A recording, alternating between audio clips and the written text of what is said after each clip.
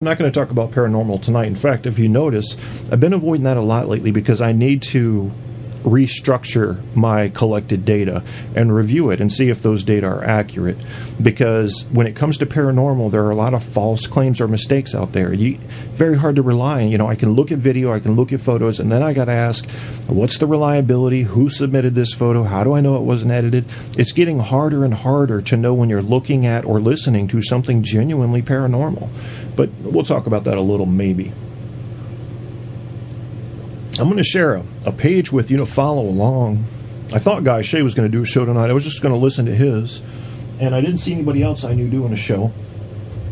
So I'm doing one. That's how it goes. Let's see if anybody's in the chat room yet. I don't announce my shows all over the place like I used to. Andrew's in there. Because, as Andrew will tell you, I prefer to be left alone when I'm doing a show. And it's no offense to you. The show's for you, not me. But I don't know. It's I get caught up in chat, and then I get all sidetracked and shit. But I'll try to. That's another change I'm working on. By the way, Andrew, the beautiful person you see in the photo, it's not a Justin Bieber wannabe. No, that's Kevin Kierstead, U.S. Air Force, 1991. And my buddy that I just connected with tonight for the first time in a very long time, that I was in both tech school and we both got stationed at Langley Air Force Base together. He was such a good friend, and we finally connected on Facebook tonight, and sure enough, he starts sharing all these photos I've never seen. And I'm like, oh my God, I just couldn't believe it. Just brought back so many memories that I had completely lost. And this was one of them. He caught me in the bathroom at a party or something. I can't remember, but it was kind of funny. Yep, I was pretty back then.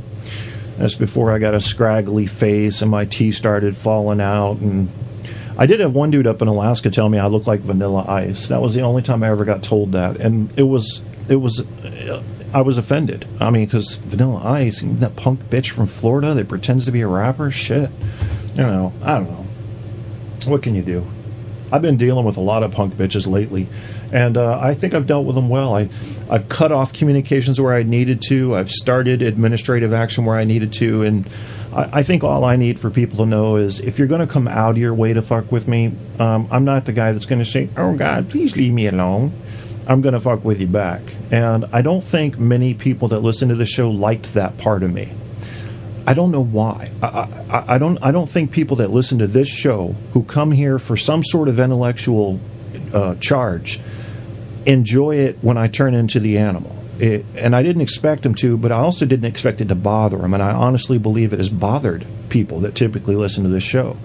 Maybe you can tell me about it, Andrew.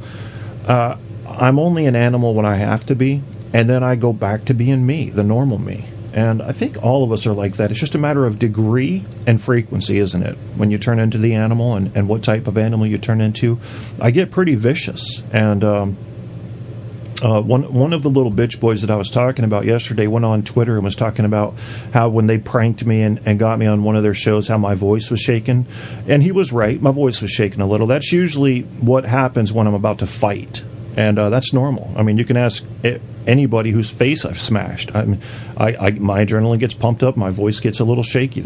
I think that's pretty normal. That's a full surge of adrenaline in the bloodstream. And if they understood anything about biology or got that excited about anything themselves, they'd get that. But that's all right. They can say what they want now. I'm not listening to anything they have to say. And although typically I don't ban people from my chat room, and Andrew will testify to this, Debbie made a good point earlier, and I had not thought about this before. But with Spreaker's new layout, I think I'm going to leave all of, what's his name? But one of those guys yesterday left a shitload of chat comments in there, which is fine with me. I left them in there. But I think from now on, when someone comes in the chat room, it won't do any good to ban them because they'll just come in with another account. But I'll wait until after and I'll go through and delete out all the comments because now this is a permanent record. So if you have people you're working with, professionals that are looking into you, and they see some clowns in there and are reading a bunch of garbage, they're going to be pretty turned off by the chat content. And let's face it, folks, in our chat, we don't always have high-quality content. That's not the goal. But we can keep out the nasty stuff, the really nasty stuff, the stuff you got to get low down to try to hurt somebody with, that's got to go. I can't leave that in there anymore. Unless I just miss it. I'm not going to be a police officer about it and be like, who left a comment on my... I don't even look at my old shows. Not at all. Hi, Rick. Baby Jesus Rick. I don't know why they call you that. Welcome to the show, man. We're going to talk a little bit tonight about logical fallacies and about the dangers of using big words and important thoughts if you don't understand them.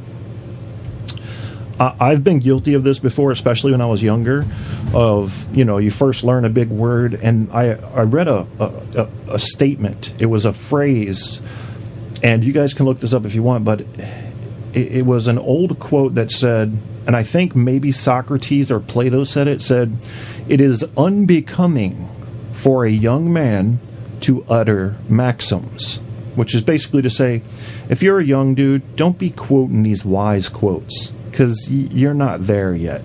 You haven't experienced it yet. You don't know. And I kind of agreed. I felt ashamed when I read that. I did. I felt, oh my God, I've been doing that. I've been trying to act smarter than I am by quoting these famous people from the past. And coming from me, maybe to my own age group, that's cool. But don't dare talk to somebody with more experience or wisdom as if you know something because you learned some Plato quotes or some Aristotle quotes. That's... You know how it feels. It's got to... You almost look at a kid that says something like that and says, you have no understanding of what you're saying, one. And two, if only you did know. Boy, have you got a lot of education coming your way. I don't know. So it is unbecoming for young men to utter maxims. What's up, Apocalypse? Welcome to the show. I didn't think anybody would show up tonight. Let's get into the good stuff, though. That's why you guys came. And it's what we'll do. I will be checking in on chat and moving along with it unless anybody comes in that gets too ugly. I'm going to try to avoid that from now on. Hopefully, Apocalypse, do you have any idea how someone might... Let's say that chat starts getting spammed. And do I just have to, as a host, just give up on it and just do my show? Or can we go to some other place where we can be more selective about who enters chat? Could we do like a Skype chat room or a Google Hangout? And if so, of those three of you that are in the chat room right now that I know of, and lurkers if you feel like talking, what would you do to get a safe chat? One that you could be selective on who entered and truly enjoy each other's comments without having to scroll through 40 pages of bullshit to get to stuff you're interested in. Let me know about that. I'm going to move on. As I said, I did not want to start anything with Mr. Solutions. I was turned off a little tonight when I heard him misuse some words, including a Latin term called ipso facto. These are things that if you're going to use them in your normal running dialogue and you don't fully understand the definition, I think it's best you either don't use them or make sure that nobody's going to hear them that does understand the definition. Because if they care at all, like I do a little bit, about hearing misused terms, I care about this in the same way that I care about people spreading myths, especially popular media myths. I feel like I have to do something about it because I can make a difference by helping you filter out bullshit. So while I might not know a whole lot of facts I can share with you about what is going on, I can pretty easily point out what's not going on and let you wipe that off your list of concerns if you trust me. And that's up to you to decide. But getting into these logical fallacies, you're going to see this stuff, folks. And I encourage you as we talk about these to not use this as a weapon. What I'm going to teach you tonight and what I'm going to learn with you tonight, I don't know half of these. We're just going to read them and have some fun with them. These are used and present in just about every damn disagreement you'll see. And in a lot of cases, it doesn't have to be a disagreement. It's just people talking and making mistakes in the way they're connecting the dots. And I'm teaching you, just as this page is teaching me, this Don Lindsay page, how to recognize these fallacies and why they're fallacies. Because this isn't about you being able to pick out when someone you're talking to is wrong. It's not always going to be used as a hatchet, okay? What it should be used for in your mind is that, yes, you can win your arguments with this, but also notice the fallacies in your own thinking. I do them all the time. I catch myself in thinking logical fallacies, and I correct them. And I like to be aware of when I've made one. And it's a restructuring of the truth in your mind. It's a restructuring of your entire base of beliefs. And I think it leads to advances that you can't even yet imagine until you get your foundation solid.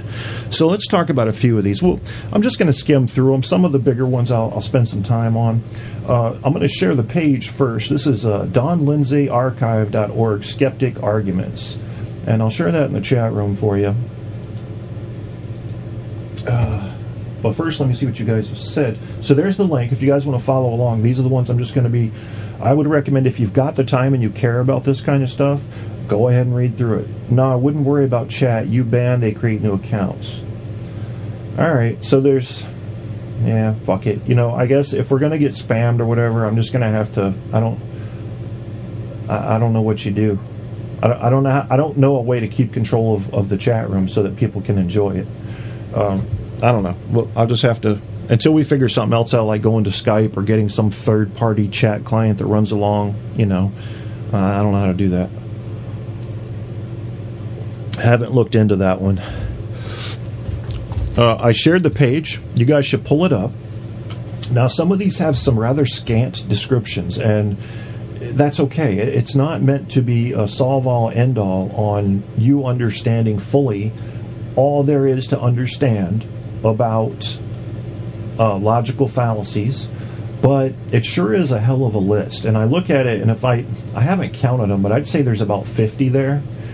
And these are so interesting to me because you can literally, you might as well consider it a Cat and Crunch decoder ring for any discussion you see, any debate you see. We'll talk about a few of them. Ad hominem. I'll bet all of you guys already know this one. This is where the person may not be losing the argument, but feels compelled for whatever reason to go after the arguer instead of that arguer's argument. Go after the person. Try to discredit them in some way, which actually has some crossover into some other fallacies where you go into the credibility of the arguer versus just attacking them. It's one of the most common ones, and it's often used first. It's one of the first tools of the trade by your lower intelligence people. It's one of the ways to find it. If they're feeling frustrated in a conversation, they cannot keep up. They cannot feel competent in this discussion, this debate with you, they'll go straight into the personal attacks. You see this pretty often with the lower IQ people. We'll get into some of what the higher IQ people do when they're lost in a debate or discussion, or they're trying to sell a point that they know is not a valid point. And you're getting into some acting there, you're getting into some lying. Needling is a big one. Needling is really just trying to piss somebody off. So this is a relatively new one that you don't hear about much because it was just assumed before, but now they finally put a word to it. And this is, in a courtroom, it would probably be akin to badgering the witness. It says simply attempting to make the other person angry without trying to address the argument at hand. Sometimes this is a delaying tactic, and it can be a delaying tactic. And if you read the description, it crosses over into having possibly some ad hominem and some argument by personal charm. And this can be used to buy time. So if somebody doesn't know an answer real quick, they can think of something sharp or witty to say that might hurt you to just buy some time so they can think. I'm surprised that Sarah Palin didn't use this or something like it when she got the question about the amendments. I don't know if you guys recall. Or no, it wasn't the amendments. It was Supreme Court cases. She got a question about Supreme Court cases, and she didn't know any of them. And by Katie Couric, and she really got caught there. And what she should have done, I'm sure she could have thought of some. I mean, not a lot of us think all day about Supreme Court case. Do you even know what I'm talking about when I say Plessy versus Ferguson? Most people don't. They're not interested. It's not something they look at every day. But if you're going to run for office, you're expected to know some of these cases. And she didn't. She got caught. And then when Katie Couric got her again, I think it was Katie Couric again, asked her what she read, and she said she read everything. Well, that's a better answer than nothing, but it's not accurate. Nobody reads everything, unfortunately. Wouldn't that be great? I think it was G. Gordon Liddy that said, the only reason I'd want to live longer is so I could finish reading everything. And regardless of what kind of criminal he was, just like Henry Kissinger, they're both incredibly bright dudes, and I respect people that are intelligent. Maybe I shouldn't. Hitler was intelligent. I could still respect his intelligence and think he was a fucking animal. Sure would. I'd like to beat his ass. If I go to hell, I'm going there for... You probably don't get a choice if you go to hell. You're going to just follow you can't step outside the tape, so you probably follow the path right to where you're supposed to be. But I'm going to jump the tape because I'm in hell. Where am I going to go? What am I going to get in trouble? And I'm going to go after Hitler, and I'm just going to try to fucking snatch his mustache off and shove it up his ass. And fuck him, because what a dick. I mean, through and through. He just was mad about not getting into art school, wasn't he, Apocalypse? Isn't that where this came from? And maybe he shouldn't have been rejected.